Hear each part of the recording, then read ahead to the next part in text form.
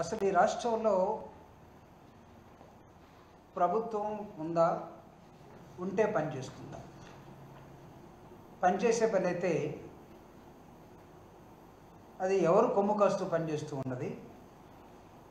ప్రభుత్వం ఉండే పని అయితే దీనిలో అటానమస్ బాడీస్ కానీ కాన్స్టిట్యూషనల్ బాడీస్ కానీ వీటితో పాటు ప్రభుత్వం government is also a constitutional body. వీళ్ళందరికీ నిరుద్యోగుల మీద, ఆంధ్రప్రదేశ్లో నిరుద్యోగ యువత మీద ఉన్నటువంటి కక్ష ఏంటి? నిరుద్యోగులు ఎంతకాలం వీళ్ళని అభ్యర్థించాలి? నిరుద్యోగులు ఎంతకాలం ఆందోళనకు వెళ్ళాలి? నిరుద్యోగులు ఈ రాష్ట్రంలో భిక్షగాళ్ళ?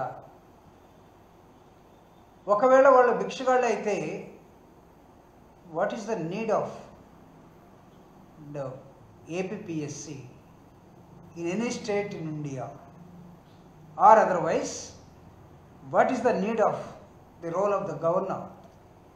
What would be the role of the entire head honorable chief minister of each state? These are all the questions. My dear friends, ఇక్కడ జరుగుతున్నటువంటి వైఎస్ఆర్ కాంగ్రెస్ పార్టీ ఇస్తున్నటువంటి స్పష్టత, నిరుద్యోగుల ఆకలి మంటలు, వాళ్ళ ఆక్రందనల మధ్య తెలుగుదేశం ప్రభుత్వం మోసగించబడి ఈ రాష్ట్రంలో గతంలో చూసే ఎన్నికల సమయంలో కానీ ఎన్నికల ముందులో కానీ ఉద్యోగులు మొత్తాన్ని మోసం చేశారు. అబద్ధపు డైలాగులు, అబద్ధపు ప్రామిసెస్. అక్కడున్న ప్రజలు ఇదిగో 15,000, 20,000, 30,000 మొత్తం ఇష్టం వచ్చినట్టు. ఈరోజు ఒక నోటిఫికేషన్ మీద ప్రభుత్వంలో ఉన్నటువంటి ఇంత గందరగోళానికి నిరుద్యోగులు బలి కావాలన్నా? నిరుద్యోగుల తరపున వైఎస్ఆర్ కాంగ్రెస్ పార్టీ ఈరోజు అండగా ఉండి మాట్లాడుతున్నది.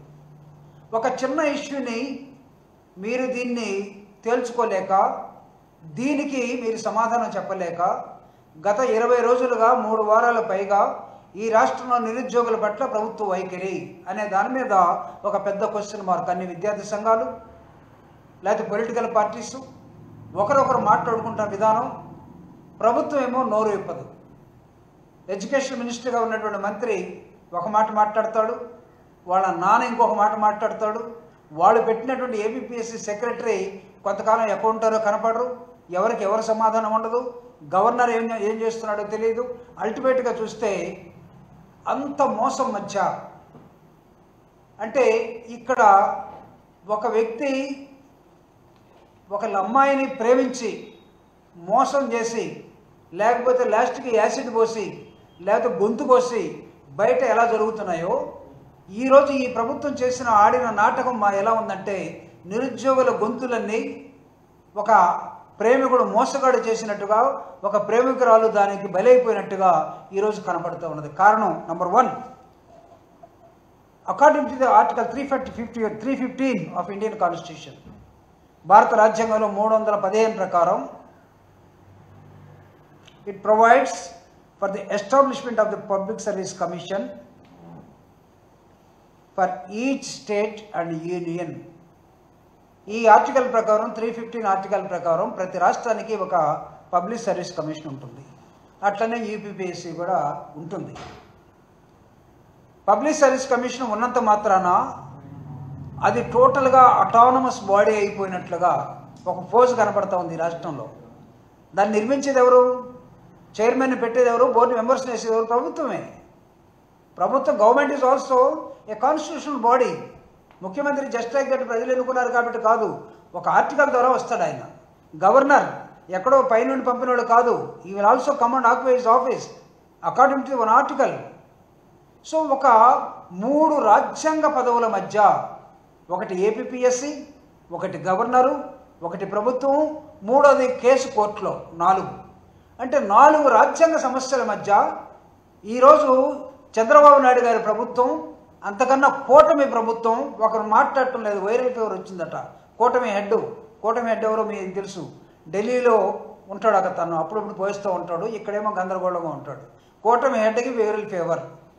అసలు బాస్కేమో, 40 ఏళ్ల ఇండస్ట్రీ బాస్కేమో, ఆయన రాత్రి ఒక ఆడియో మాట్లాడుతాడు, అది లీక్ అయిపోయింది. ఆమె నా మాట వినట్లేదు. ఆమె కాదు, honourable chairman of the APPSC. అంటే ఆమె నా మాట వినట్లేదనే స్వతంత్రం మీకు ఉందంటే మీరు పెట్టిన వ్యక్తే కదా. ఒక రిటైర్డ్ ఐపీఎస్ ఆఫీసర్ తీసుకొచ్చి ఏపీపీఎస్సీ చైర్మన్గా పెట్టి ఆవిడ నా మాట వినట్లేదనే దశలో ఒక ముఖ్యమంత్రి మాట్లాడుతున్నట్టంటే ఏంటి మీరిద్దరి మధ్య ఉన్నటువంటి లేకపోతే అవినాభావ సంబంధం ఏంటి? If APPSC is really working according to the Indian constitution as autonomous body లాగా లేకపోతే కాన్స్టిట్యూషనల్ హెడ్ లాగా పనిచేస్తుంటే అనుకుందాం. గతంలో కేసులు తీయండి. ఏపీపీఎస్సీ ప్రభుత్వాల మాట వినలేదా? ప్రభుత్వం ఎలా చెప్తే అలా ఏపీపీఎస్సీ చేయలేదా? ఏపీపీఎస్సీ చైర్మన్లు కానీ లేదా బోర్డు మెంబర్స్ కానీ ప్రభుత్వంతో చర్చలకు రారా? అసలు వీళ్ళ డ్యూటీ ఏంటి? To conduct the competitive examinations and give the selection list to the government. ఇదే కదా.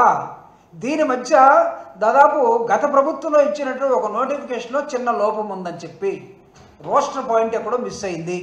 ఎస్, దీన్ని ఒక పంజాబ్లో జరిగినటువంటి ఒక కేసుకు ముడేసి కూడా మనవాళ్ళు చాలామంది మాట్లాడారు. We welcome it, no doubt. Proceedings ఏమైనా ఉంటే వాటిని కోర్టు చేయకూడదని కూడా ఎక్కడ లేదు.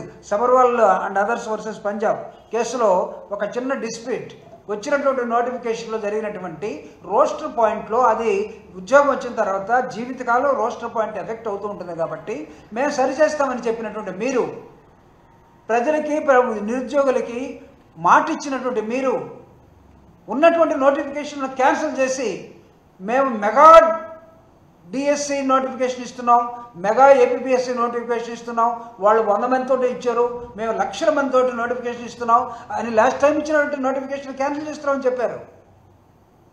మీరు మళ్ళా లాస్ట్ ప్రభుత్వం మీద తప్పంతా నెట్టడానికి ఇప్పుడు ఒక ప్రయత్నం జరుగుతుంది. తెలుగుదేశం పార్టీ చంద్రబాబు నాయుడు గారు కానీ ఏపీపీఎస్సీ కానీ లేకపోతే గవర్నర్ కానీ లేకపోతే ఉన్నటువంటి కోర్టులో కేసు ఉంది. కేసు ఎందుకు ఉందంటే పోయిన ప్రభుత్వం మీద వేసారు, ఇప్పుడు మీరే గాడి తిరిగేస్తున్నారా?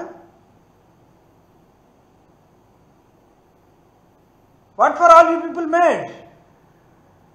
మిమ్మల్ని అందరూ ఎందుకు పెట్టారు ఇక్కడ? అసలు రాత్రి చంద్రబాబు నాయుడు గారి టెలిఫోనిక్ కాన్వర్జేషన్ అంటే ఈ రాష్ట్రంలో ప్రజలందరికీ మతిపోతుంది.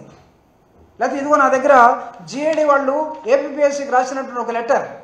వీళ్ళు కన్వీనియంట్గా ఏమి రాస్తున్నారంటే ఈ ఏపీపీఎస్సీ ఎలా పనిచేస్తుందో కోర్టులో ఉన్నటువంటి కేసుకి గవర్నమెంట్ ఏమనుకుంటుందో జిఏడి వాళ్ళు ఒక లెటర్ క్లియర్గా రాస్తే ఈ లెటర్కి సమాధానం ఇవ్వాల్సినటువంటి APPS chairman what she did.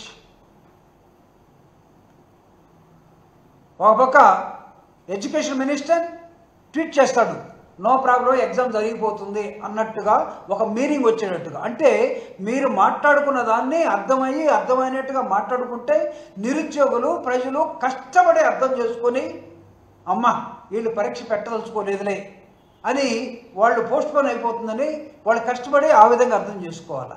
కానీ తీరా రాత్రి వచ్చేసరికి ఆనరబుల్ సీఎం చంద్రబాబు నాయుడు గారు వాళ్ళు టెలికాన్ఫరెన్స్లో మాట్లాడుతూ ఆ మాట వినట్లేదు, ఇప్పుడు ఏం చేయాలి? కానీ ప్రభుత్వానికి అడ్డం తిరుగుతారా? ప్రభుత్వం అంటే ఏమనుకుంటున్నారు అంటే మొన్నగానే అన్నీ ఇస్తామని చెప్పి ఇవ్వలేకపోతున్నాం. ఇది ఏపీపీఎస్సీ కూడా మీరు ఇచ్చే సరుకులు కాదు, రేషన్ బియ్యం కాదు, ఇది లేకపోతే మీరు ఇచ్చే పెన్షన్ కాదు. ఏపీపీఎస్సీ మీరు ఇచ్చే 45 సంవత్సరాల ఇది కాదు. వేరే ఏపీపీఎస్సీ ఉద్యోగాల కోసం సంవత్సరాల తరబడి క్వాలిఫికేషన్ ఉన్నటువంటి నిరుద్యోగులు పోటీ పడి చదువుకొని కోచింగ్లు తీసుకొని జీవితాన్ని పణంగా పెట్టి తల్లిదండ్రుల దగ్గర డబ్బులు తీసుకొని పట్టణాలకు వచ్చి కోచింగ్ సెంటర్లో చేరి ఎగ్జామ్ టయానికి కొంతమంది గర్భిణులుగా ఉన్నటువంటి వాళ్ళు, కొంతమంది పెళ్లి చేసుకునే వాళ్ళు, కొంతమంది లేనటువంటి వాళ్ళు, తల్లిదండ్రుల ఆశలు వీళ్ళ నిరాశలు వీటి మధ్య వచ్చినటువంటి నోటిఫికేషన్ ప్రిపరేషన్ తీరా నోటి దాకా వచ్చి ఎగ్జామ్ రాద్దాం అనుకునేసరికి గందరగోళం. ఎవడంటే ప్రభుత్వం ఉంటే గందరగోళాలు ఏమనుంటే తేల్చడం కోసం ప్రభుత్వం ఉండాలి, గందరగోళం సృష్టించడం కోసం ప్రభుత్వం ఉండకూడదు. ఒకవేళ అలాంటి ప్రభుత్వం ఉందంటే మీకు పరిపాలన చేత కాదు, మీరు అబద్ధాల రాయుళ్ళు అని స్పష్టంగా మేము చెప్పడానికి ఎక్కడ కూడా మేము వెనక్కి పోవటం లేదు. ఈరోజు ఈ రాష్ట్రంలో జరిగినటువంటి అన్ని కాన్స్టిట్యూషనల్ బాడీస్ నేను చెప్పినట్టుగా 15 రోజుల నుంచి CM, governor, chairman of APPSC and court, case in the court, వీళ్ళు వర్సెస్ నిరుద్యోగులు కూడా రాజకీయ పార్టీ నాయకుల మీద వాళ్ళకి ఎందుకో నమ్మకం పోయింది. నార్మల్గా ఇంతకుముందు గతంలో మేము ఎమ్మెల్సీలుగా ఉన్నప్పుడు చాలామంది రాజకీయ నాయకులు కానీ లేదా బయట వాళ్ళు కానీ ఏదైనా సమస్య ఉన్నప్పుడు ఒక అప్లికేషన్ తీసుకొని ఒక రిప్రజెంటేటివ్ తీసుకొని కౌన్సిల్కో లేదా అసెంబ్లీకో మాలాంటి వాళ్ళ దగ్గరికి వచ్చేవాళ్ళు. నౌ రాజకీయ పార్టీల మీద నమ్మకం పోయినట్టుగా నిరుద్యోగులు మొత్తం ఎక్కడికి వెళ్ళాలంటే యూట్యూబర్స్ దగ్గరికి వెళ్ళిపోతున్నారు. మా మీద ఒక స్టోరీ చేయండి, దయచేసి ఈ స్టోరీని ప్రభుత్వాన్ని పంపించండి, మా ఆవేదన కవర్ చేయండి అంటే జర్నలిస్టులు ఈరోజు ఈ నిరుద్యోగుల్ని, ప్రజల్ని, బాధల్ని, కష్టాలని ఆదుకునే వ్యక్తుల్లాగా కనపడే దశలోకి ఈ ప్రభుత్వం నెట్టిన తర్వాత ఈ ప్రభుత్వం అవసరమా? కొన్ని వేల లక్షల మంది ప్రజలు ఈరోజు అటు శ్రీకాకుళం కానీ ఇటు రాయలసీమ కానీ లేకపోతే మిడిల్లో ఉన్నటువంటి ప్రాంతాలు కానీ ఏ సెంటర్లో ఎవడున్నాడో తెలుసుకొని రాత్రికి రాత్రి మీరు ఎగ్జామ్ లేనట్లుగా, మధ్యాహ్నం అసలు ఎగ్జామ్ పోస్ట్ పోన్ అయినట్టుగా అన్ని టీవీ ఛానల్స్లో breaking news, exam has been postponed, మళ్ళీ కాదు ఎగ్జామ్ ఉన్నట్టుగా. కన్ఫ్యూజన్. 10 రోజుల నుంచి పిల్లలు చదవటం మానేశారు. వాళ్ళేదో ఆశ 10 రోజుల టైం దొరికితే నోటిఫికేషన్ మీద క్లారిఫికేషన్ వస్తే ఇంకా బాగా ప్రిపేర్ అవ్వచ్చు కాబట్టి మేము ఇంకా క్వాలిఫై అవుతామని ఒక ఆశ. అసలు ప్రజల్ని మీరు రైలు పట్టాల మీద పడుకోబెట్టి రైలు ఇంజిన్కి మీరు గ్రీన్ జెండా ఊపినట్టుగా వాళ్ళని మొత్తం చంపేసేయండి అన్నట్టుగా కనపడుతుంది తప్పితే రైలు పట్టాల మీద ఉంటే లేండిరా మీరు ట్రైన్ వస్తుందని చెప్పినట్టుగా కనపడటం లేదు. ఈ రాష్ట్రంలో ఈరోజు నిరుద్యోగ సోదరులందరూ కూడా, నిరుద్యోగులందరూ కూడా ఎంత కష్టపడిపోతూ ఉన్నారు. వీళ్ళ ఆశలన్నీ కూడా ఎక్కడికి వెళ్ళాలి? వీళ్ళ ఆశల మీద నీళ్లు చల్లేసి నిరుద్యోగులతో ఆటాడుకున్నారు, ఉద్యోగులతో ఆటాడుకున్నారు, ప్రజలతో ఆటాడుకున్నారు, ఉమెన్తో ఆటాడుకున్నారు. ఏం సాధించారండి ఈ 9 నెలలుగా? ఆఫ్టర్ ఆల్ ఒక కాన్స్టిట్యూషనల్ బాడీ జరపాల్సినటువంటి గ్రూప్ 2 అనే ఒక మెయిన్ ఎగ్జామినేషన్ జరపలేక మొత్తం ఉండి మా మాట అనట్లేదు అంటే you are most unfit being as a chief minister. My dear chief minister, I'm telling you.